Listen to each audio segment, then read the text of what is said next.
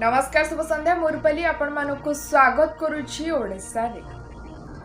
आसंता 25 तारिख रु ओडिसा रे प्रबल वर्षार संभावना रही। मौसमी प्रभाव रे राज्य रे भल वर्षा हेबो बोली पाणीपाग विभाग पूर्वानुमान करिछि। आज और आसंता काली राज्यर विक्षिप्त अंचल रे वर्षा हेबो।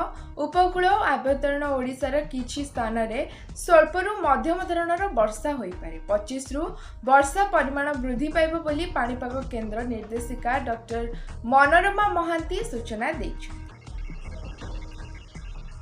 ट्रक को धक्का दे चलीगला आंबुलांस 4 गुरुतर।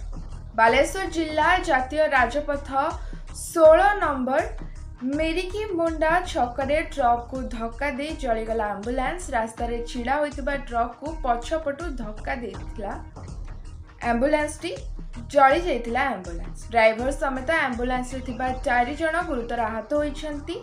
बस्तारु बालेश्वर जाउथिबा बेले आंबुलांस टी एभली अघटन घटिला। आसंता काली ठारू ओडिसा रे स्वाभाविक हेबो स्कूल। राज्य रे पाणीपाग बदली थिबारु स्कूल स्वाभाविक चलिबो बोली सूचना दैछन्ती विद्यालय और गणशिक्षा मंत्री नित्यानंद गंड। गणित शिक्षा को नहीं ब्लॉक स्तरीय प्रशिक्षण दिया जिवो। एहा द्वारा छात्र छात्री गणित रे भल ज्ञान आसे।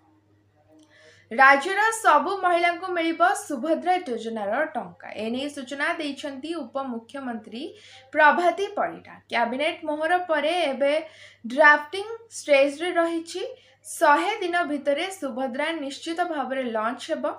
महिला और शिशु विभाग एने संपूर्ण प्रस्तुत रहिथिबा से सूचना दैछन्ती। आज पे एतिकी धन्यवाद। शुभ रात्रि।